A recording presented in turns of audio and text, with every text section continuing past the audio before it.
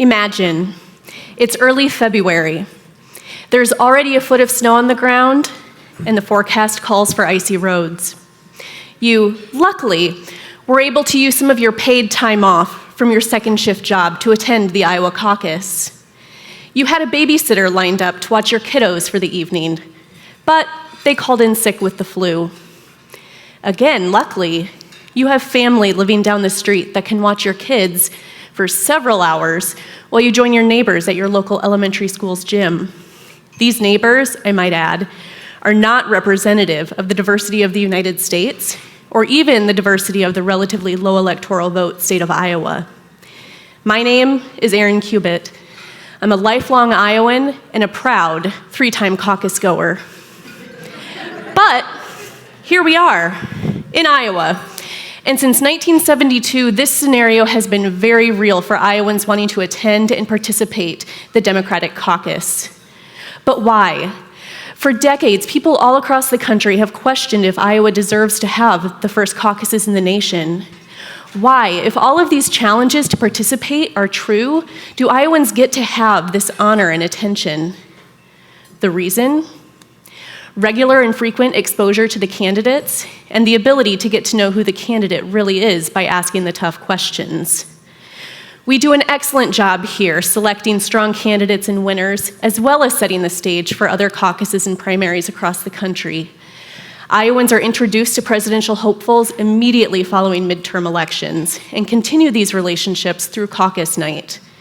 It's not uncommon for everybody to meet each candidate at least once or twice, if not more, and talk to them one-on-one. These interactions might happen at large rallies, but also in intimate settings.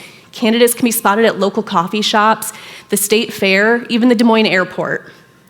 Because Iowans have this level of access, we're able to dig in and ask the really hard questions to find out who the candidate truly is and what they really believe.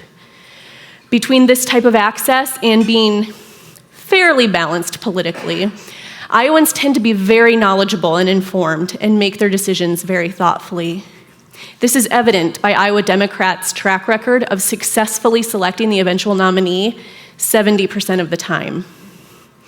But, like I said, Iowa's process is not equitable. Individuals who work second or third shift, who are not politicos, who have kids, are frequently left out of this several-hour event. Not to mention, historically, Iowa's system has been full of nuances, including complicated caucus math. I've tried doing it. But all that's changing. Starting on January 29th, 2020, Iowa is going to have 6 opportunities occurring on different days of the week at different times of day to be able to register and participate in a virtual caucus using their smartphone. Registrants will be able to select their top 5 presidential choices, and once one of those choices receives enough support to be viable, they're done and they don't need to do anything else. Once all of the virtual results are combined, they will count for 10% of the overall state delegate equivalent for each congressional district. So you can think of it as adding an additional county to each of Iowa's 4 congressional districts that's comprised of the virtual attendees. For those political Iowans who thrive on the energy and excitement of caucus night, they can still attend in person on February 3rd, though it'll look a little different. In the past, caucus goers could change the candidate that they were supporting during the realignment period, even if the original candidate already had support enough to be viable.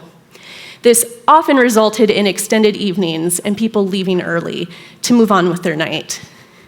Starting in 2020, for both in-person and virtual caucus goers, once their candidate has received enough support to reach the viability threshold, they're done and can't change their candidate.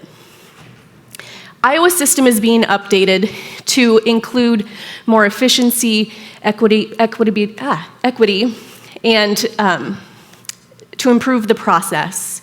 With over 1,600 precincts across the state Democratic Party leaders are expecting a massive voter increase and are making the necessary preparations. So next time you hear Iowa's position questioned, I hope you'll think about the steps the state is taking to remain equitable, to remain accessible to be able to allow people to voice their vote throughout the entire election process. Thank you.